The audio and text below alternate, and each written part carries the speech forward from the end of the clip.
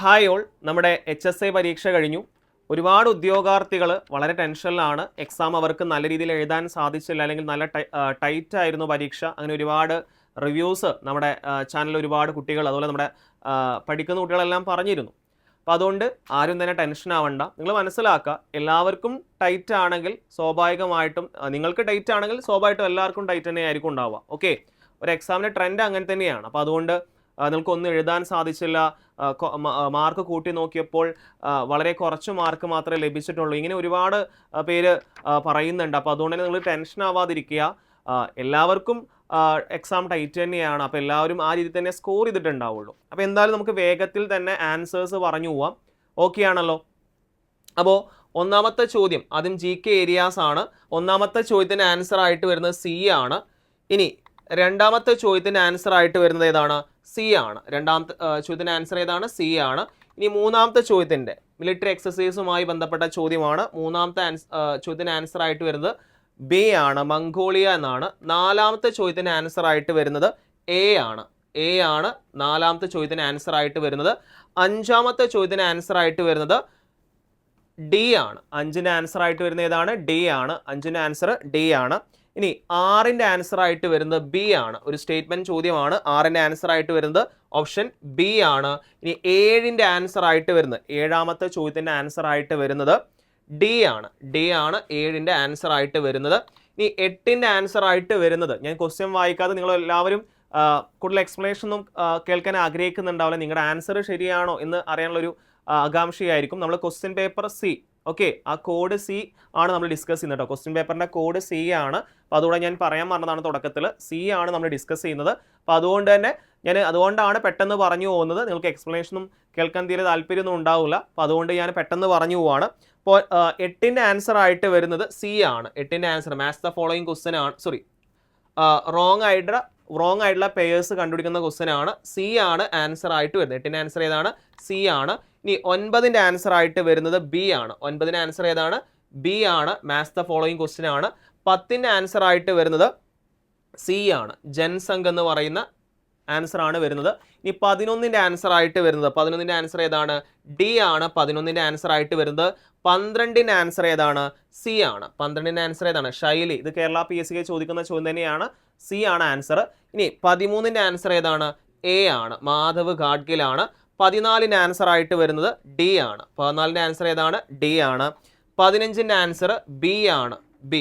15ൻ്റെ answer ഏതാണ്? B ആണ് answer ആയിട്ട് വരുന്നത്. 15ൻ്റെ ആൻസർ ഏതാണ്? B ആണ്. ഇനി 16ൻ്റെ ആൻസർ ആയിട്ട് വരുന്നത് A ആണ്. 2 and 3 എന്ന് പറയുന്നതാണ് ആൻസർ ആയിട്ട് വരുന്നത്. 17 സൈക്കോളജിയുമായി ബന്ധപ്പെട്ട് വളരെ വലിയൊരു ചോദ്യമാണ്. ആൻസർ ആയിട്ട് വരുന്നത് A ആണ്. ആൻസർ A ആണ്. ഇനി 18ൻ്റെ ആൻസർ ആയിട്ട് വരുന്നത് D ആണ്. 18ൻ്റെ ആൻസർ ഏതാണ്? D ആണ്. 19ൻ്റെ ആൻസർ ആയിട്ട് വരുന്നത് ആൻസർ B ആണ്. B ആണ് 19ൻ്റെ ആൻസർ. 20ൻ്റെ ആൻസർ ആയിട്ട് വരുന്നത് ഏതാണ്? C ആണ് 20ൻ്റെ ആൻസർ ആയിട്ട് വരുന്നത്. ഓക്കെ, അപ്പോൾ അതാണ് GK. പലരെയും ബുദ്ധിമുട്ടിച്ചൊരു പാർട്ട് തന്നെയായിരുന്നു GK. എല്ലാവർക്കും നല്ല രീതിയിൽ അറ്റൻഡ് ചെയ്യാൻ പറ്റില്ല. സൈക്കോളജി കുഴപ്പമില്ല എന്ന് പറഞ്ഞിരുന്നു, എന്നാലും GKയിലെ പല ക്വസ്റ്റ്യൻസും പ്രത്യേകിച്ച് കറണ്ട് അഫയേഴ്സ് നന്നായിട്ട് വലച്ചിട്ടുണ്ടെന്ന് പറഞ്ഞിട്ടുണ്ടായിരുന്നു. സോ അതുകൊണ്ട് ഞാൻ പറയുന്നത് GK എല്ലാവർക്കും ടൈറ്റ് ആണെങ്കിൽ സ്വാഭാവികമായിട്ടും, നിങ്ങൾക്ക് ടൈറ്റ് ആണെങ്കിൽ എല്ലാവർക്കും ടൈറ്റ് തന്നെയായിരിക്കും കേട്ടോ. നിങ്ങളതിൽ ടെൻഷൻ ആവേണ്ട ആവശ്യമൊന്നുമില്ല. ഓക്കെ, വളരെ കൂളായിട്ടിരിക്കുക. ഓക്കെ, എല്ലാവർക്കും എക്സാം പൊതുവെ ബുദ്ധിമുട്ടായിരുന്നു തന്നെയാണ് അഭിപ്രായം. നിങ്ങൾക്ക് മാത്രം, നിങ്ങൾ ഇൻഡിവിജ്വലി ചിന്തിക്കുമ്പോൾ നിങ്ങൾക്ക് വളരെ ബുദ്ധിമുട്ടായി, മറ്റുള്ളവർക്ക് ഈസിയായി എന്നൊക്കെ തോന്നുന്നുണ്ടാവും. പക്ഷേ പൊതുവെ ട്രെൻഡ് കുറച്ച് ടൈറ്റ് തന്നെയായിരുന്നു. അപ്പോൾ അതുകൊണ്ട് തന്നെ ആ ഒരു ടെൻഷൻ വേണ്ട. ഇനി നമുക്ക് സബ്ജക്റ്റ് പേപ്പറിലേക്ക് കടക്കാം. 21ൻ്റെ ആൻസർ ആയിട്ട് വരുന്നത് A ആണ്. മാക്യവെല്ലിയാണ്. 22ൻ്റെ ആൻസർ ആയിട്ട് വരുന്നത് അൽ ബുക്കർക്കാണ്. C ആണ് ആൻസർ ആയിട്ട് വരുന്നത്. 23ൻ്റെ ആൻസർ ആയിട്ട് വരുന്നത് എലി കെഡൂരിയാണ്. 24ൻ്റെ ആൻസർ ആയിട്ട് വരുന്നത് D ആണ്. ഫ്രാങ്ക്ലിൻ ഡി റൂസ്വെൽറ്റ് ആണ്. 25ൻ്റെ ആൻസർ ആയിട്ട് വരുന്നത് B ആണ്. നെപ്പോളിയൻ ബോണപ്പാർട്ട് ആണ്. മ്യൂണിക് ഉടമ്പടിയുമായി ബന്ധമില്ലാത്ത യൂറോപ്യൻ രാഷ്ട്രീയ നേതാവ് ആരാണ്? 26ൻ്റെ ആൻസർ A ആണ്. വിൻസ്റ്റൺ ചർച്ചിലാണ്. ഇനി 27ൻ്റെ ആൻസർ ആയിട്ട് വരുന്നത് ഏതാണ്? B ആണ് 27ൻ്റെ ആൻസർ ആയിട്ട് വരുന്നത്. 28ൻ്റെ answer a people history of the united state എന്ന പുസ്തകത്തിന്റെ രചയിതാവ് ആരാണ്? 28ൻ്റെ ആൻസർ ഏതാണ്? D ആണ് കേട്ടോ. ഹോവാർഡ് സിൻ എന്ന് പറയുന്ന വ്യക്തിയാണ്. ഇനി 29ൻ്റെ ആൻസർ ആയിട്ട് വരുന്നത് C ആണ്. 29ൻ്റെ ആൻസർ ഏതാണ്? C ആണ്. 29 ഏതാണ്? C ആണ്. 30ൻ്റെ ആൻസർ ആയിട്ട് വരുന്നത് A ആണ്. ഒരു മാത്സ് ദ ഫോളോയിങ് ക്വസ്റ്റ്യൻ ആണ് 31. സി ആണ്. ഓക്കെ, സി ആണ് ആൻസർ ആയിട്ട് വരുന്നത്. 32 ഐതരേയ ആരണ്യകം, വളരെ സിമ്പിൾ ആയിട്ടുള്ള ചോദ്യമാണ്. 33ന്റെ ആൻസർ ആയിട്ട് വരുന്നത് സി ആണ്. 33 ഏതാണ്? സി ആണ് ആൻസർ ആയിട്ട് വരുന്നത്. 33 സി ആണ്. ഇനി 34ാമത്തെ പഴശ്ശിരാജവുമായി ബന്ധപ്പെട്ട ചോദ്യമാണ്. സോ ബി ആണ് പഴശ്ശിരാജയുമായി ബന്ധപ്പെട്ട ഒന്നാമത്തെ സ്റ്റേറ്റ്മെന്റിന് തെറ്റാണ്. ഇനി 35ാമത്തെ ആൻസർ ആയിട്ട് വരുന്നത് സി ആണ്. ഓക്കെ, പന്തിഭോജനം അല്ലേ, ആ ഒരു സ്റ്റേറ്റ്മെന്റ് എല്ലാവർക്കും അറിയാം. ആ ഒരു ഓപ്ഷൻ കാണുമ്പോൾ തന്നെ അറിയാം അത് തെറ്റാണെന്ന് അറിയാം. സോ 35ന്റെ ആൻസർ സി ആണ്. 36ന്റെ ആൻസർ ആയിട്ട് വരുന്നത് സി ആണ്. 1, 2, 4 എന്നുള്ളതാണ് ശരിയെന്ന് പറയുന്നത്. ഇനി 37ന്റെ ആൻസർ ആയിട്ട് വരുന്നത് എ ആണ്. 37 ഏതാണ്? എ ആണ്. ഇനി 38ന്റെ ആൻസർ ആയിട്ട് വരുന്നത് 38 എന്ന് പറയുന്നത് ആൻസർ ആയിട്ട് വരുന്നത് ബി ആണ്. 38. 39ന്റെ ആൻസർ ആയിട്ട് വരുന്നത് ബി ആണ്. ഇനി 40ന്റെ ആൻസർ ആയിട്ട് വരുന്നത് ഏതാണ്? ഡി ആണ് 40ന്റെ ആൻസർ ആയിട്ട് വരുന്നത്. ഇനി 41ന്റെ ആൻസർ ആയിട്ട് വരുന്നത് സി ആണ്. സ്റ്റാറ്റിക്കൽ രീതികളെ അവഗണിക്കുന്നു. ഇനി 42ന്റെ ആൻസർ ആയിട്ട് വരുന്നത് ഡി ആണ്. മേൽ പറഞ്ഞവയെല്ലാം എന്നുള്ളതാണ്. 43ന്റെ ആൻസർ ആയിട്ട് വരുന്നത് കുറയുന്നു എന്നാണ് കേട്ടോ. 43ന്റെ ആൻസർ ഏതാണ്? കുറയുന്നു എന്ന് പറയുന്നതാണ് ഈ റിക്കാർഡിയൻ സിദ്ധാന്തം ബന്ധപ്പെടുത്തിയുള്ള ചോദ്യത്തിന് ആൻസർ ആയിട്ട് വരുന്നത്. 44ന്റെ ആൻസർ ആയിട്ട് വരുന്നതും സി ആണ്. ഓക്കെ, 44ഉം സി ആണ്. 45ന്റെ ആൻസർ ആയിട്ട് വരുന്നത് ഡി ആണ്. മേൽ പറഞ്ഞവയെല്ലാം എന്നാണ്. 46ന്റെ ആൻസർ ആയിട്ട് വരുന്നത് ബി ആണ്. 47ന്റെ ആൻസർ ആയിട്ട് വരുന്നത് ഡി ആണ്. 47 വിലയുടെ വിവിധ ശ്രേണികൾ അളക്കുന്ന വില ഇലാസ്തികത, അതേതാണ്? മേൽ പറഞ്ഞവയെല്ലാം എന്നാണ്. 48ന്റെ ആൻസർ ആയിട്ട് വരുന്നത് ബി ആണ്. റിവിൽഡ് പ്രിഫറൻസ് എന്ന് പറയുന്ന ആൻസർ ആണ്. 49ന്റെ ആൻസർ ആയിട്ട് വരുന്നത് ഡി ആണ്. മേൽ പറഞ്ഞവയെല്ലാം എന്നുള്ളതാണ്. 50ന്റെ ആൻസർ ആയിട്ട് വരുന്നതും ഡി ആണ്. അപ്പോൾ ഡി ഒരുപാട് ഓപ്ഷൻ ആൻസേഴ്സ് ആയിട്ട് വന്നിട്ടുണ്ട് അല്ലേ. 50ന്റെ ആൻസറും ഡി ആണ്. അപ്പോൾ ഡി ഒരുപാട് ചോദ്യങ്ങളുടെ ആൻസർ ആയിട്ട് വന്നിട്ടുണ്ട്. അപ്പോൾ അതുകൊണ്ട് തന്നെ പലർക്കും സംശയം ഉണ്ടാവും, ഡി ഒരുപാട് വന്നിട്ടുണ്ടല്ലോ, ഇത് തന്നെയായിരിക്കും ആൻസർ. അങ്ങനെയൊക്കെ നമ്മൾ ചിന്തിച്ചെന്ന് വരാം എക്സാം ഹാളിൽ. ഇനി 51ാമത്തെ ചോദ്യത്തിന് ആൻസർ ആയിട്ട് വരുന്നത് എ ആണ്. 51 ആണെങ്കിൽ എ ആണ്. ഇനി 52 എല്ലാവർക്കും അറിയാം, സുസ്ഥിര വികസനവുമായി ബന്ധപ്പെട്ട കാര്യമാണ്. 53 ആണെങ്കിൽ അഡ്വലോറം നികുതി എന്ന് പറയുന്നതാണ്. 54ന്റെ ആൻസർ ആയിട്ട് വരുന്നത് ബി ആണ്. ഓക്കെ, ബി ആണ്. ഇനി 55ന്റെ ആൻസർ ആയിട്ട് വരുന്നത് സി ആണ്. സി ആണ് 55ന്റെ കേരള മോഡലുമായി ബന്ധപ്പെട്ട കേരള നഗരവൽക്കരണ പ്രവണതയിൽ ഭാവിയിൽ ഏതാണ് ഏറ്റവും അനുയോജ്യം, അങ്ങനെ ഒരു ചോദ്യമായിരുന്നു. ഇനി 56 നമ്മുടെ നീതി ആയോഗുമായി ബന്ധപ്പെട്ട ചോദ്യമായിരുന്നു. 56ന്റെ ആൻസർ ഡി ആണ്. ഡി ആണ് 56ന്റെ ആൻസർ. ഇനി 57ന്റെ ആൻസർ എന്ന് പറഞ്ഞാൽ ബി ആണ്. ശിവരാമൻ കമ്മിറ്റി 6ാം പഞ്ചവത്സര പദ്ധതി അല്ലേ, അത് ആ വർഷം അറിയുന്നവർക്ക് കൃത്യമായിട്ട് ആൻസർ ചെയ്യാൻ പറ്റും. 58ന്റെ ആൻസർ ആയിട്ട് വരുന്നത് സി ആണ്. 58ന്റെ ആൻസർ ഏതാണ്? സി ആണ്. ഓക്കെ ആണല്ലോ. അതുപോലെ 59ന്റെ ആൻസർ ആയിട്ട് വരുന്ന ഏതാണ്? ബി ആണ് 59ന്റെ ആൻസർ ആയിട്ട് വരുന്നത്. 60ന്റെ ആൻസർ ആയിട്ട് വരുന്നത് സുസ്ഥിര വികസനം എന്ന ആശയത്തിന് ഇന്ത്യയിൽ പ്രാധാന്യമുള്ള എന്തുകൊണ്ടാണ്? മുകളിൽ പറഞ്ഞ എല്ലാ ഓപ്ഷനും ശരിയാണ്. ഡി ശരിയാണ്. ഇനി 61ന്റെ ആൻസർ ആയിട്ട് വരുന്നത് ഡി ആണ്. 61 ഡി ആണ്. 62ന്റെ ആൻസർ ആയിട്ട് വരുന്നത് ഡി ആണ്. 62ഉം ഡി ആണ് ആൻസർ ആയിട്ട് വരുന്നത്. 63ന്റെ ആൻസർ ആയിട്ട് വരുന്നത് ബി ആണ്. 63 3ഉം 4ഉം ശരി എന്നുള്ളതാണ് ഉത്തരം. ഇനി 64ന്റെ ആൻസർ ആയിട്ട് വരുന്നത് ഡി ആണ്. 64 ഏതാണ്? ഡി ആണ് ആൻസർ ആയിട്ട് വരുന്നത്. 65ാമത്തെ ചോദ്യത്തിന് ആൻസർ ആയിട്ട് വരുന്നത് ബി ആണ് കേട്ടോ. 65 ബി ആണ്. 66 ഇന്ത്യൻ നിർദ്ദേശ തത്വങ്ങളെ കുറിച്ചിട്ടുള്ള ഭരണഘടനയിലെ നിർദ്ദേശ തത്വങ്ങളെ കുറിച്ചുള്ള ചോദ്യമാണ്. 66ന്റെ ആൻസർ ആയിട്ട് വരുന്നത് 1ഉം 3ഉം എന്നുള്ളതാണ്. 67ന്റെ ആൻസർ ആയിട്ട് വരുന്നത് ഏതാണ്? 67ന്റെ ആൻസർ ഏതാണ്? ഡി ആണ്. 1ഉം 4ഉം എന്നുള്ളതാണ്.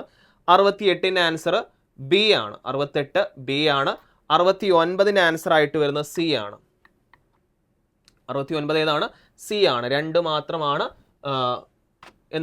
പരിശോധിക്കാൻ. ഇതിൽ സി ആണ് ആൻസർ ആയിട്ട് വരുന്നത്. ഓക്കെ, 70ന്റെ ആൻസർ ആയിട്ട് വരുന്നത് ഡി ആണ്. 70ന്റെ ആൻസർ ഏതാണ്? ഡി ആണ്. ഈ 71 ഫാസിസവുമായി ബന്ധപ്പെട്ട ചോദ്യമാണ്. 71ന്റെ ആൻസർ ആയിട്ട് വരുന്നത് ഡി ആണ്. 71 ഏതാണ്? ഡി ആണ് ആൻസർ ആയിട്ട് വരുന്നത്. ഇനി 72ന്റെ ആൻസർ ആയിട്ട് വരുന്നത് ഏതാണ്? ബി ആണ് 72ന്റെ ആൻസർ ആയിട്ട് വരുന്നത്. 73ന്റെ ആൻസർ ആയിട്ട് വരുന്നത് എ ആണ്. 73 ഏതാണ്? എ ആണ്. 74ന്റെ ആൻസർ ആയിട്ട് വരുന്നത് ഡി ആണ്. 74 ഡി. അതുപോലെ തന്നെ 75ന്റെ ആൻസർ ഡി ആണ്. 76 അതിൽ ഓൾ ദി എബോ എന്ന് പറയുന്ന ഡി അല്ലേ, 3 ഓപ്ഷനിൽ തുടർച്ചയായിട്ട് ഡി ആൻസർ വന്നേക്കുവാണ് അല്ലേ. അപ്പോൾ 76ന്റെ ആൻസർ ഏതാണ്? ഡി ആണ്. ഇനി 77ന്റെ ആൻസർ ആയിട്ട് വരുന്നത് സി ആണ്. സി ആണ് 77ന്റെ ആൻസർ. 78 നിയമവാഴ്ച, ഇത് പി എസ് സിയിലൊക്കെ ചോദിക്കുന്ന ഒരു ചോദ്യമാണ്. എ വി ഡെയ്സി ആണ് ആൻസർ ആയിട്ട് വരുന്നത്. 79ന്റെ ആൻസർ ആയിട്ട് വരുന്നത് ഉപയുക്ത വാദം എന്ന് പറയുന്ന ബി ആണ്. ഈ 80ന്റെ ആൻസർ ആയിട്ട് വരുന്നത് ഏതാണ്? നിക്കോളോ മാക്കിയവെല്ലി എന്ന് പറയുന്ന വ്യക്തിയാണ് 80ന്റെ ആൻസർ ആയിട്ട് വരുന്നത്. ഓക്കെ, ഇനി 81ന്റെ ആൻസർ ആയിട്ട് വരുന്നത് സി ആണ്. വലിയൊരു ചോദ്യമാണ്. സി ആണ് ആൻസർ ആയിട്ട് വരുന്നത്, സി. ഓക്കെ, 82ന്റെ ആൻസർ സി ആണ്. 82ന്റെ ആൻസർ സി ആണ്. 83ന്റെ ആൻസർ ആയിട്ട് വരുന്നത് എ ആണ്. 83ന്റെ ആൻസർ ഏതാണ്? എ ആണ് ആൻസർ ആയിട്ട് വരുന്നത്. 84ന്റെ ആൻസർ ഡി ആണ്. ചോദ്യം അത്ര ക്ലിയർ അല്ല, ഞാൻ അത്ര ക്ലിയർ അല്ലാത്തൊരു ഇതാണ്. അപ്പോൾ നിങ്ങൾ 84ാമത്തെ ചോദ്യം നമ്മുടെ ഹിമാനികളുമായി ബന്ധപ്പെട്ട ചോദ്യമാണ്. ഓക്കെ, ഗ്ലേസിയേഴ്സുമായി ബന്ധപ്പെട്ട ചോദ്യമാണ്. 84ന്റെ ആൻസർ ഡി ആണ് വരുന്നത്. 85ന്റെ ആൻസർ ആയിട്ട് വരുന്നത് ബി ആണ്. 85 ബി ആണ്. 86ന്റെ ആൻസർ ആയിട്ട് വരുന്നത് എ ആണ്. 86ന്റെ ആൻസർ ഏതാണ്? എ ആണ് വരുന്നത്. 86ന്റെ ആൻസർ ഏതാണ്? എ ആണ്. ഇനി 87 നമ്മുടെ സമുദ്രജല പ്രവാഹവുമായി ബന്ധപ്പെട്ട ചോദ്യമാണ്. 87ന്റെ ആൻസർ സി ആണ് വരുന്നത്, സി ആണ്. ഇനി 88ന്റെ ആൻസർ ആയിട്ട് വരുന്നത് ബി ആണ്. 88 ആണെങ്കിൽ ബി ആണ്. ഇത് വളരെ സിമ്പിളായുള്ള ചോദ്യമാണ്. 89ന്റെ ആൻസർ ആയിട്ട് വരുന്നതും ബി ആണ്. 90ന്റെ ആൻസർ ആയിട്ട് വരുന്നതും ഏതാണ്? സി ആണ് 90ന്റെ ആൻസർ ആയിട്ട് വരുന്നത്. 90ന്റെ ആൻസർ ഏതാണ്? സി ആണ്. ഓക്കെ, ഇനി 91 വളരെ സിമ്പിൾ ആയിട്ടുള്ള വൺ വേർഡ് ചോദ്യങ്ങളായിരുന്നു. അപ്പോൾ 91ന്റെ ആൻസർ ആയിട്ട് വരുന്നത് ബി ആണ്. അതെല്ലാവർക്കും കിട്ടാൻ ചാൻസ് ഉണ്ട്. 92 ഗോതമ്പാണ് ആൻസർ ആയിട്ട് വരുന്നത്. 93ന്റെ ആൻസർ രവിയാണ്. 94 അഹമ്മദാബാദ് ആണ്. 95ന്റെ ആൻസർ ഗോരഖ്പൂർ ആണ്. ഇനി 96ന്റെ ആൻസർ കുഞ്ഞിമംഗലമാണ്. 97ന്റെ ആൻസർ ആയിട്ട് വരുന്നത് മിതശീതോഷ്ണ മേഖലാ മരുഭൂമികളാണ്. 98ന്റെ ആൻസർ ലഡാങ് ആണ്. 99ന്റെ ആൻസർ ഓസ്ട്രേലിയയാണ്. കുളു, സ്പിതി എന്നീ താഴ്വരകൾ തമ്മിൽ ബന്ധിപ്പിക്കുന്ന ചുരം ഏതാണ്? റോക്താങ് ചുരമാണ് അല്ലേ. ഇതാണ് നമ്മുടെ പരീക്ഷയുടെ ടോട്ടൽ ആൻസേഴ്സ് എന്ന് പറയുന്നത്. ഒരുപാട് ഉദ്യോഗാർത്ഥികൾ വളരെ ടെൻഷനിലായിരിക്കും. എങ്ങനെ ഞങ്ങൾ ഈ ഒരു ഒരുപാട് പേർക്ക് നല്ല രീതിയിൽ അറ്റൻഡ് ചെയ്യാൻ സാധിച്ചെന്ന് വരില്ല. പക്ഷേ അവരോട് പറയാനുള്ളത്, നമ്മളെ ഈ ഒരു പ്രോസസ്സിൽ നമ്മൾ ഒരുപാട് വെല്ലുവിളികൾ നേരിടും. തീർച്ചയായിട്ടും ഇതുപോലുള്ള പരീക്ഷകൾ എഴുതുമ്പോൾ നമുക്ക് നല്ല രീതിയിൽ പ്രിപ്പയർ ചെയ്തിട്ടുണ്ടാവും. പക്ഷേ നല്ല രീതിയിൽ എഴുതാൻ സാധിച്ചെന്ന് വരില്ല. തീർച്ചയായിട്ടും ഒരുപാട് പരീക്ഷകൾ നിങ്ങളെ കാത്തിരിക്കുക. അടുത്ത LP UP വരുന്നുണ്ട്. അപ്പോൾ ഒരു പരീക്ഷ നമ്മൾ ഫോക്കസ് ചെയ്തു, ചിലപ്പോൾ മേ ബി നമ്മുടെ ലെക്ക് കൊണ്ട് നമുക്ക് കിട്ടിയില്ലെന്ന് വരും. പക്ഷേ നിങ്ങൾ ഡൗൺ ആവുകയാണെങ്കിൽ തീർച്ചയായിട്ടും നിങ്ങൾ അടുത്ത പരീക്ഷയിൽ കൂടെ ആ ഒരു അവസരം നിങ്ങൾ ഇല്ലാതാക്കുകയാണ്. നിങ്ങൾക്ക് ഇനിയും അവസരങ്ങളുണ്ടെങ്കിൽ, ഞാൻ ഉദ്ദേശിക്കുന്നത് ഇനിയും അവസരങ്ങളുള്ള ആളുകളാണെങ്കിൽ തീർച്ചയായിട്ടും LP UP പരീക്ഷകളെല്ലാം വരുന്നുണ്ട്. അപ്പോൾ അതുകൊണ്ട് അടുത്ത വർഷം തന്നെ അല്ലെങ്കിൽ 2027 ആകുമ്പോഴേക്കും LP UPയുടെ പ്രൊസീജിയേഴ്സൊക്കെ കഴിയും. അപ്പോൾ അതുകൊണ്ട് തന്നെ ആ ഒരു ക്വാളിഫിക്കേഷൻ എഴുതാൻ പറ്റുന്ന ആളുകളുണ്ടെങ്കിൽ തീർച്ചയായിട്ടും എല്ലാവരും എഴുതുക. ഓക്കെ, അപ്പോൾ അടുത്ത എക്സാമിന് വേണ്ടി നന്നായിട്ട് പ്രിപ്പയർ ചെയ്യുക. അപ്പോൾ ഇതൊരു പ്രോസസ്സാണ്. മേ ബി നമ്മൾ നന്നായിട്ട് പഠിച്ചാൽ പോലും നല്ല രീതിയിൽ അറ്റൻഡ് ചെയ്യാൻ പറ്റിക്കോളെന്ന് വരില്ല. മേ ബി അത് നമ്മുടെ ഒരുപാട് ഫാക്ടേഴ്സ് ഉണ്ട് അതിൽ. പക്ഷേ നിങ്ങൾ ഡൗൺ ആവാതെ അടുത്ത പരീക്ഷ നന്നായിട്ട് പ്രിപ്പയർ ചെയ്യുക. നല്ല രീതിയിൽ ഇതെല്ലാം കൂടെ സെറ്റ് ആകുമ്പോഴേ നമുക്ക് നല്ല റിസൾട്ടിലേക്ക് എത്താൻ പറ്റൂ. അപ്പോൾ നിങ്ങൾ ഡൗൺ ആവരുത്. നമ്മൾ ഓൺലൈനായിട്ടും ഓഫ്ലൈനായിട്ടും നമ്മൾ LP UP ക്ലാസ്സുകൾ സ്റ്റാർട്ട് ചെയ്തിട്ടുണ്ട്. ഓക്കെ, അപ്പോൾ നിങ്ങൾ ആദ്യം തന്നെ പഠിച്ചു തുടങ്ങുക. പല ആളുകളും വളരെ വൈകിയിട്ടാണ് HSC സോഷ്യൽ സയൻസിനെ പഠിച്ചിട്ടുള്ളത്. നോട്ടിഫിക്കേഷൻ പെട്ടെന്ന് വന്നു, എക്സാമിൻ്റെ ഡേറ്റ് പെട്ടെന്ന് വന്നു. അപ്പോൾ പലരും പെട്ടെന്ന് ഒരുങ്ങാൻ സമയം കിട്ടിയില്ല, സിലബസ് കവർ ചെയ്യാൻ സമയം കിട്ടിയില്ല. ഇനി കൃത്യമായിട്ട് ഫോക്കസ് ഏരിയ വെച്ച് പഠിച്ച ആളുകൾക്ക് തന്നെ ആ ഒരു ഏരിയയിൽ നിന്ന് വന്നില്ല എന്നുള്ള പ്രശ്നങ്ങൾ പറയുന്നുണ്ട്. അപ്പോൾ ഇങ്ങനെയുള്ള പ്രശ്നങ്ങളൊക്കെ നിങ്ങൾ എന്ത് ചെയ്യും? ഫേസ് ചെയ്യും. അപ്പോൾ ഡെയിലി വേജിന് പോകുന്ന ടീച്ചേഴ്സൊക്കെ ഉണ്ടാവും. അവരൊക്കെ എന്ത് ചെയ്യുക? ആ ഒരു നിങ്ങളുടെ ആ ഒരു സിറ്റുവേഷൻ മനസ്സിലാക്കിയിട്ട് നിങ്ങൾ എന്ത് ചെയ്യുക? അത് ഒഴിവാക്കി പൂർണ്ണമായിട്ടും ടീച്ചിങ് ആ ഒരു പഠനത്തിലേക്ക് മാറാൻ നിങ്ങൾക്ക് കഴിയുമെങ്കിൽ തീർച്ചയായിട്ടും LP UPക്കൊക്കെ ഒരുങ്ങുക. അല്ലെങ്കിൽ HSST എഴുതാൻ സാധിക്കുന്ന ആളുകളൊക്കെ ഉണ്ടെങ്കിൽ തീർച്ചയായിട്ടും ആ പരീക്ഷയ്ക്ക് ഒരുങ്ങുക. നമ്മൾ ഓഫ്ലൈനായിട്ടും ഓൺലൈനായിട്ടും നമ്മൾ ഈ കോഴ്സുകളിലേക്ക് ക്ലാസ്സുകൾ സ്റ്റാർട്ട് ചെയ്തിട്ടുണ്ട്. ഒട്ടും സമയം വൈകിയിട്ടില്ല. ആദ്യം തൊട്ടേ പഠിച്ചു തുടങ്ങുകയാണെങ്കിൽ ഇപ്പോൾ സംഭവിച്ച പല പ്രശ്നങ്ങളും നിങ്ങൾക്ക് എന്ത് ചെയ്യാൻ പറ്റും? ഇല്ലാതാക്കാൻ സാധിക്കും. പിന്നെ പരീക്ഷയെക്കുറിച്ച് പറയുകയാണെങ്കിൽ വളരെ ബുദ്ധിമുട്ടുള്ള ഒരു പരീക്ഷ എന്നാണ് പൊതു അഭിപ്രായം എന്ന് പറയുന്നത്. അപ്പോൾ അതുകൊണ്ട് തന്നെ അതിനെക്കുറിച്ച് നിങ്ങൾ ടെൻഷൻ ആവേണ്ട ആവശ്യമില്ല. ഓക്കെ, അതുപോലെ തന്നെ ഒരുപാട് ഉദ്യോഗാർത്ഥികൾ അതുപോലെ തന്നെ നമ്മുടെ ക്ലാസ്സുകൾ ഡിസ്കസ് ചെയ്ത് നമ്മുടെ അധ്യാപകർ പറഞ്ഞിരുന്നു, നമ്മുടെ ക്ലാസ്സിൽ ഡിസ്കസ് ചെയ്ത ഒരുപാട് പോയിന്റ്സ് ഈ ഒരു പരീക്ഷയിൽ വന്നിട്ടുണ്ട് എന്നൊക്കെ. അപ്പോൾ അതൊക്കെ നമ്മുടെ കുട്ടികൾക്ക് എഴുതാൻ പറ്റിയിട്ടുണ്ടാവും എന്ന് വിശ്വസിക്കുന്നു. അപ്പോൾ HSA പരീക്ഷ നമുക്ക് ഒരുപാട് പ്രതീക്ഷയോടെയാണ് എല്ലാ HSA നമ്മൾ നോക്കിക്കാണുന്നത്. കാരണം LPയിലും UPയിലും മികച്ച റിസൾട്ടാണ് നമുക്ക് കരസ്ഥമാക്കാൻ സാധിച്ചത്. അതേ ഒരു ആ ഒരു റിസൾട്ട് നമ്മൾ HSAയിലും അതുപോലെ ഈ സോഷ്യൽ സയൻസിലും പ്രതീക്ഷിക്കുന്നുണ്ട്. അതുപോലെ തന്നെ ഇനിയും ഈ ഒരു പഠിക്കാൻ LP UP പോലെയുള്ള ടീച്ചേഴ്സ് എക്സാം ആഗ്രഹിക്കുന്ന ആളുകളൊക്കെ ഉണ്ടെങ്കിൽ തീർച്ചയായിട്ടും നമ്മുടെ സമയം വൈകിട്ടില്ല, ഉടൻ തന്നെ നമ്മൾ ഓൺലൈനായിട്ടും ഓഫ്ലൈനായിട്ടും ക്ലാസ്സുകൾ സ്റ്റാർട്ട് ചെയ്തിട്ടുണ്ട്. സോ അതിൻ്റെ ഡീറ്റെയിൽസ് നമ്മൾ താഴെ കൊടുക്കുന്നതാണ്. അപ്പോൾ നമുക്ക് എന്തായാലും നമുക്ക് ഈ ലൈവ് അവസാനിപ്പിക്കാം. കട്ട് ഓഫിനെ കുറിച്ച് കൂടുതലായിട്ട് ഞാൻ പറയുന്നില്ല, കാരണം ടഫായുള്ള എക്സാം ആണ്. അതുകൊണ്ട് തന്നെ സ്വാഭാവികമായിട്ടും കട്ട് ഓഫ് അധികം കൂടാൻ സാധ്യതയില്ല. ചിലപ്പോൾ നിങ്ങളുടെ മാർക്ക് സേഫായുള്ള മാർക്കായിരിക്കാം. അപ്പോൾ അതുകൊണ്ട് നിങ്ങൾ ആ ടെൻഷൻ ഒഴിവാക്കിയിട്ട് ഒരു ഫ്രീ ആയിട്ടുള്ള ലൈഫ് തന്നെ മുന്നോട്ട് കൊണ്ടുപോവുക. അപ്പോൾ എല്ലാവർക്കും ഈ താങ്ക് യു. നിങ്ങളുടെ മാർക്ക് നിങ്ങൾ തീർച്ചയായിട്ടും കമൻറ്റ് ബോക്സിൽ രേഖപ്പെടുത്തുക. ഓക്കെ ആണല്ലോ? എയ്സിലെ കുട്ടികൾ ഉണ്ടെങ്കിൽ തീർച്ചയായിട്ടും അവർക്ക് എങ്ങനെയുണ്ടായിരുന്നു എക്സാം എന്നൊക്കെ നിങ്ങൾ തീർച്ചയായിട്ടും കമൻറ്റ് ബോക്സിൽ രേഖപ്പെടുത്തുക. അപ്പോൾ എല്ലാവർക്കും താങ്ക് യു.